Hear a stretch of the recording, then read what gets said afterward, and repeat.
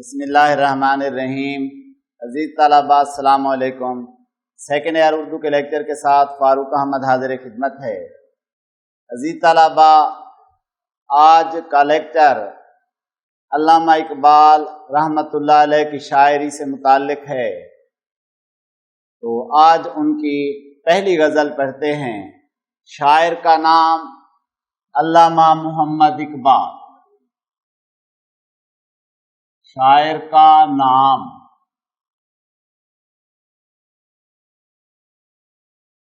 علامہ محمد اقبال رحمۃ اللہ علیہ۔ علامہ اقبال رحمۃ اللہ علیہ قومی شاعر، ترجمان ملت بھی ان کو کہا جاتا ہے، حکیم الامت بھی ان کو کہا جاتا ہے، شاعر مشرق بھی ان کو کہا جاتا ہے۔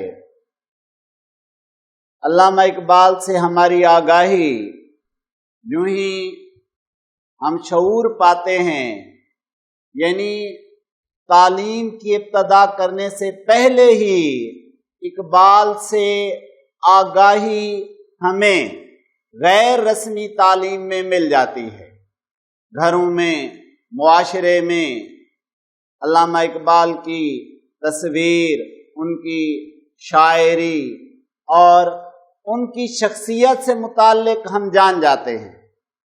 ہم جب رسمی تعلیم شروع کرتے ہیں تو پہلی کلاس سے ہی اقبال سے آگاہی مل جاتی ہے، اور علامہ محمد اقبال رحمۃ اللہ علیہ سے متعلق ہم پڑھتے جاتے ہیں مختلف کلاسز میں، یہاں تک کہ 9th اور 10th میں آ کر ان کی شخصیت پر ہم سے مضامین لکھوائے جاتے ہیں۔ فرسٹ ایئر، سیکنڈ ایئر، ان کلاسز کے سلیبس میں بھی علامہ اقبال رحمۃ اللہ علیہ کی شاعری اور ان کی شخصیت سے متعلق مضمون اور دوسری ان کی جو تخلیقات ہیں جیسے نظمیں، غزلیں، ان سے متعلق بھی ہم آگاہی حاصل کرتے ہیں۔ علامہ محمد اقبال رحمۃ اللہ علیہ انہوں نے اس وقت قوم کو بیدار کیا، اس وقت قوم کو جگایا جب قوم خواب غفلت میں تھی یا قوم غافل تھی۔ علامہ اقبال نے اپنی شاعری کو ملت کے جگانے کے لیے استعمال کیا۔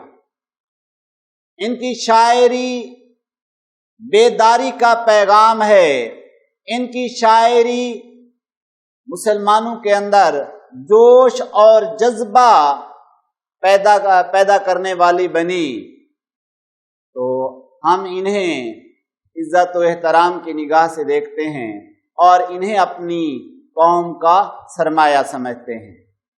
تو علامہ محمد اقبال رحمۃ اللہ علیہ کی شاعری اور ان کی شاعری سے متعلق، ان کی شخصیت سے متعلق ان کے اشعار میں بات ہوتی رہے گی۔ تو علامہ محمد اقبال کی پہلی غزل اور پہلی غزل کا پہلا شعر، شعر نمبر 1۔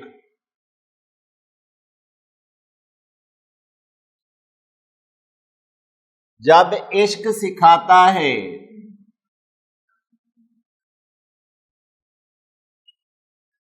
جب عشق سکھاتا ہے آداب خود آگاہی، آداب خود آگاہی،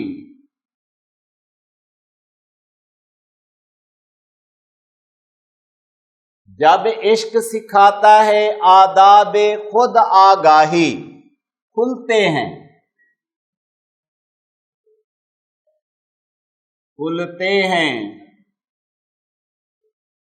غلاموں پر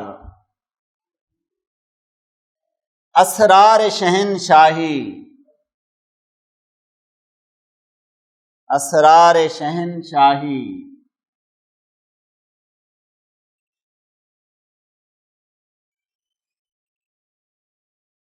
جب عشق سکھاتا ہے آداب خود آگاہی، کھلتے ہیں غلاموں پر اسرار شہنشاہی۔ عزیز طلبہ، ہر لغت کے تحت میں مشکل الفاظ کے معنی تحریر کر دیتا ہوں۔ ہر لغت: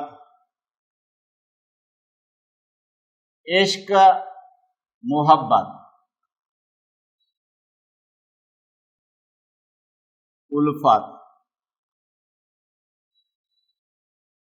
کسی بھی کام کو کرنے کا سچا جذبہ، اس کا نام عشق ہے۔ خود آگاہی، اپنے آپ سے واقف ہونا۔ خود آگاہی یعنی اپنے متعلق آگاہ ہو جانا، اپنے آپ سے واقف ہونا، اپنے آپ سے واقف ہونا، یہ معنی ہے خود آگاہی کے۔ اسرار شہنشاہی، اسرار راز، اسرار کے معنی ہیں راز، اور شہنشاہی بادشاہت۔ تو عزیز طلبہ، علامہ محمد اقبال رحمۃ اللہ علیہ کی پہلی غزل کا پہلا شعر، جب عشق سکھاتا ہے آداب خود آگاہی، کھلتے ہیں غلاموں پر اسرار شہنشاہی۔ علامہ محمد اقبال رحمۃ اللہ علیہ نے اپنی شاعری کو بیداری کا پیغام بنایا، اور اقبال کے ہاں جو اصطلاحات استعمال ہوتی ہیں وہ اصطلاحات عام شاعروں سے متعلق، یا عام شاعر ان اصطلاحات کے جو معنی اور مفاہیم یا مطالب لیتے ہیں، اقبال وہ مطلب نہیں لے رہے ہوتے۔ عشق، محبت کرنا، الفت کرنا، اس معنی میں عام شاعر لے رہا ہوتا ہے۔ اقبال کے ہاں عشق کے معنی وسیع تناظر میں دیکھے جا سکتے ہیں۔ عشق صرف الفت اور محبت کا نام نہیں ہے۔ اقبال کے ہاں اپنے کام کو پایہ تکمیل تک پہنچانے کا جذبہ، یعنی کام کو پایہ تکمیل تک پہنچایا جائے اور کام کو مکمل کیا جائے، تو اقبال نے اس جذبے کو عشق کا نام دیا ہے، اس جذبے کو محبت کا نام دیا ہے۔ اور دوسری اصطلاح اقبال نے استعمال کی خود آگاہی۔ خود آگاہی کے میننگ ہے اپنے آپ سے واقف ہو جانا، اپنا آشنا ہو جانا، اپنے آپ کو جان لینا کہ انسان خلق ہوا ہے تو کیوں، اللہ نے تخلیق کیا تو کیوں، انسان کو زمین پر بھیجا تو کیوں، انسان کے ذمے کون سے فرائض لگے ہوئے ہیں، اور اس نے نیابت الہی کا فریضہ ادا کرنا ہے۔ اس بات سے متعلق وہ جان لے کہ وہ آزاد پیدا ہوا ہے، اور اس نے احکام الہی کے تابع رہ کر ادھر زندگی بسر کرنی ہے۔ صوفیہ کا قول ہے کہ من عرف نفسہ فقد عرف ربہ، جس نے اپنے آپ کو پہچان لیا اس نے اپنے پروردگار کو پہچان لیا۔ جو اپنے آپ کو جان جاتا ہے پھر اسے احساس ہوتا ہے کہ اللہ نے مجھے اس لیے تخلیق کیا ہے، اللہ نے مجھے اس لیے زمین پر بھیجا ہے، میں نے نیابت الہی کا فریضہ ادا کرنا ہے۔ اور دوسرا مصرع ہے کھلتے ہیں غلاموں پر اسرار شہنشاہی، یعنی وہ لوگ جو دوسروں کے تابع بن کر رہتے ہیں، جب اپنے آپ سے آگاہ ہو جاتے ہیں تو وہ بادشاہت کے راز جان جاتے ہیں، انہیں معلوم ہو جاتا ہے کہ وہ کسی کے غلام نہیں ہیں۔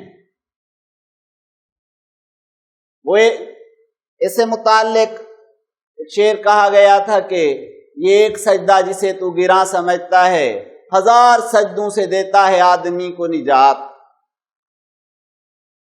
یعنی اس ٹاپک سے متعلق ہی ہے، یعنی اس ٹاپک سے متعلق ایک شعر کہا گیا ہے کہ یہ ایک سجدہ جسے تو گراں سمجھتا ہے، 1000 سجدے سے دیتا ہے آدمی کو نجات۔ تو علامہ اقبال بھی اسی انداز میں اس بات کو دہرا رہے ہیں کہ جب آدمی اپنے آپ سے واقف ہو جائے تو کائنات کے راز اس پر کھلتے جاتے ہیں، اور وہ دوسروں کا غلام بن کر زندگی بسر نہیں کرنا چاہتا، وہ صرف ایک خالق کا ہو کر یا ایک خالق کا بندہ بن کر اپنی زندگی گزارنا چاہتا ہے، وہ پیام الہی کو ماننے والا اور اسے پھیلانے والا بن کر اس دھرتی پر زندگی بسر کرتا ہے، اور کائنات کے حقائق اس پر منکشف ہو جاتے ہیں، کائنات کے حقائق وہ جان لیتا ہے۔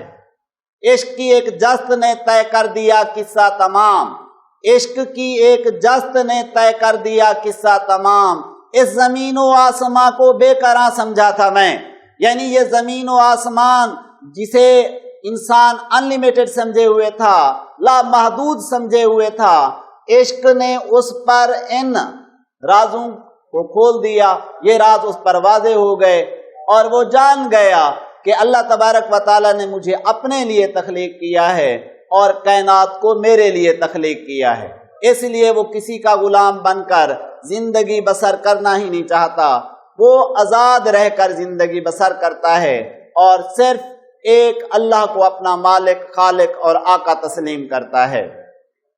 اس لیے یہ کہا جاتا ہے کہ جو فقیری کے گر جان لے تو وہ بادشاہوں کی طرح زندگی بسر کرتا ہے۔ ساگر صدیقی نے ایک مقام پر کہا ہے کہ ہم فقیروں سے دوستی کر لو، گر سکھا دیں گے بادشاہی کے۔ وزیر طلبہ علامہ محمد اقبال رحمۃ اللہ علیہ کی پہلی غزل کا یہ پہلا شعر اور اب دوسرا شعر، شعر نمبر 2۔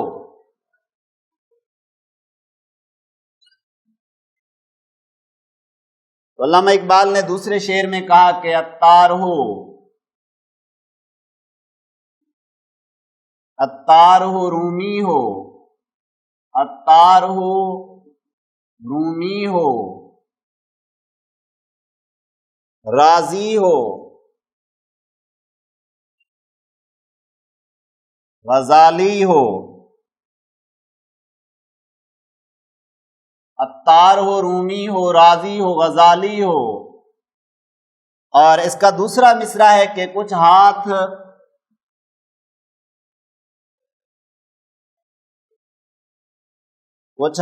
نہیں آتا،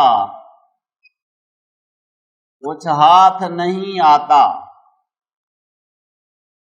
بے آہ سحر گاہی، بے آہ سحر گاہی۔ اسی طرح حل لغت کے تحت میں مشکل الفاظ کے معنی تحریر کر دیتا ہوں۔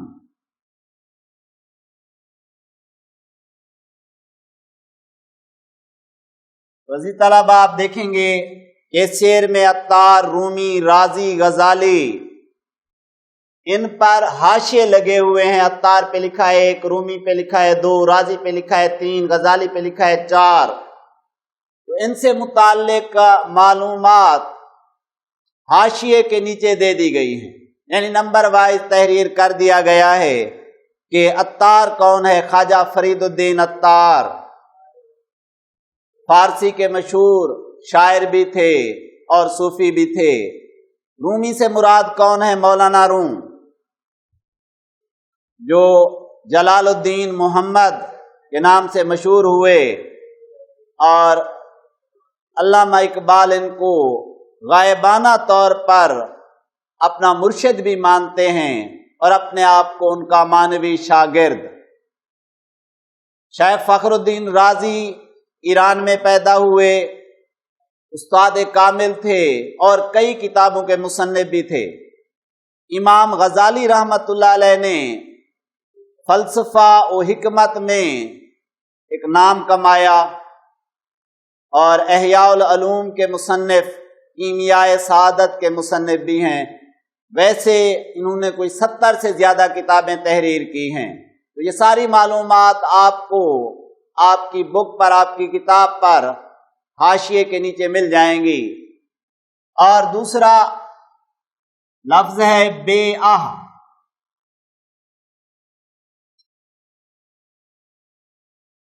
یعنی بغیر روئے یا بغیر گریہ کیے، بغیر روئے۔ اور सहर गाही, सुबह सुबह उठना, सुबह बेदार होना, यानी सुबह सुबह उठकर अल्लाह के हुजूर हाजिरी देना और फिर अपने दिन का आगाज करना, तब कहीं जाकर ये मकाम मिलता है। तो इसलिए इकबाल ने कहा, तार हो, रूमी हो, राजी हो, गजाली हो, कुछ हाथ नहीं आता बेआहे सहर गाही। यानी इतने बड़े ये नाम है, अत्तार का नाम है, रूमी का नाम है, राजी का नाम है, गजाली का नाम है, आज तक इनका नाम दुनिया एहतराम से लेती है और इनके काम को मानती है। तो ये ऐसे बड़े बड़े नाम नहीं हो गए, इन लोगों ने मेहनत की है और सुबह सुबह उठकर इन्होंने अल्लाह तबारक व तआला को याद किया है और अल्लाह तबारक व तआला से इन्होंने तौफीक मांगकर अपने दिन का आगाज किया और फिर इस वजह से इन्हें शोहरत मिली कि इन्होंने मेहनत और मुशक्कत को अपनी आदत बनाया और इस काम को उन्होंने अल्लाह की अता समझा अपने लिए। ये नहीं कि कभी अपनी मेहनत पे इतराए नहीं, सुबह सुबह उठकर अल्लाह तबारक व तआला की इबादत करके इन्होंने अपने दिन का आगाज किया और जब दिन का आगाज अल्लाह के जिक्र से हुआ तो इनका दिन कामयाब गुजरा और जब हर दिन ऐसे गुजरा तो इनकी जिंदगी कामयाब गुजरी और जब इनकी जिंदगी कामयाब गुजरी तो इनका मौत भी कुछ ना बिगाड़ सकी। ये चाहे ये धरती से उठ गए, आज भी लोग इनका नाम इज्जत और एहतराम से लेते हैं। अत्तार ने, रूमी ने सूफी इज़्म और मजहब से मुताल्लिक शायरी की और इसी तरह राजी और गजाली ने इल्म व हिकमत और फलसफे से मुताल्लिक शायरी की और उनकी शायरी को दमाम हासिल हुआ और आज भी लोग उनका नाम इज्जत और एहतराम से लेते हैं। ख्वाजा मीर दर्द ने कहा था कि दर्द अपने एवज हम छोड़े असर जाते हैं, यानी ता कयामत नहीं मिटने का दिले आलम से, ता कयामत नहीं मिटने का दिले आलम से, दर्द हम अपने एवज छोड़े असर जाते हैं। यानी कयामत तक हमारा नाम ये लोग लेते रहेंगे, हम अपने बदले में अपना काम छोड़कर जा रहे हैं। इसलिए इकबाल कहते हैं कि मोमिन मर्द, अगर तू भी दुनिया में कामयाब जिंदगी गुजारना चाहता है तो फिर सुबह खेजी को अपनाना होगा और अल्लाह तबारक व तआला के हुजूर पेश होना होगा और अल्लाह से ही अपने काम में मदद तलब करनी होगी। तो तब कहीं जाकर तुझे कामयाबी मिलेगी और बाद अज वफात भी तेरा नाम इज्जत और एहतराम से लिया जाता रहेगा। वज़ी तलबा, शेर नंबर 3।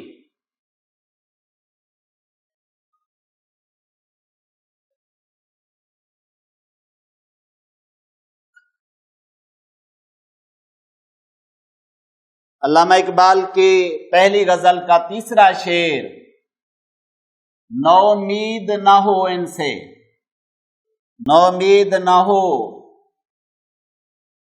इनसे, ऐ रहबर फरजाना, ऐ रहबर फरजाना, नौमीद न हो इनसे, ऐ रहबर फरजाना, कम कोश तो हैं लेकिन, कम कोश तो हैं लेकिन,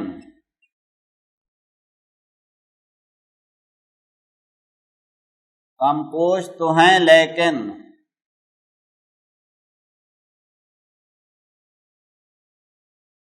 बेज़ौक नहीं राही, बेज़ौक नहीं राही। अजीज तलबा, हल लुगत के तहत मैं मुश्किल अल्फाज के मानी तहरीर कर देता हूँ। हल लुगत यानी मुश्किल अल्फाज के मानी और तराकीब की वजाहत। नौमीद, मायूस होना, ना उम्मीद होना,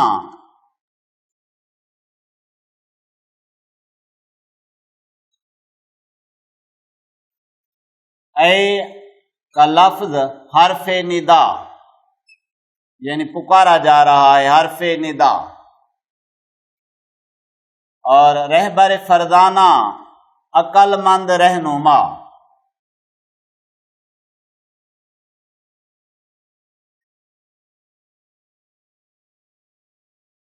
عقل مند رہنما، رہبر، لیڈر، سرخیل. کم کوش،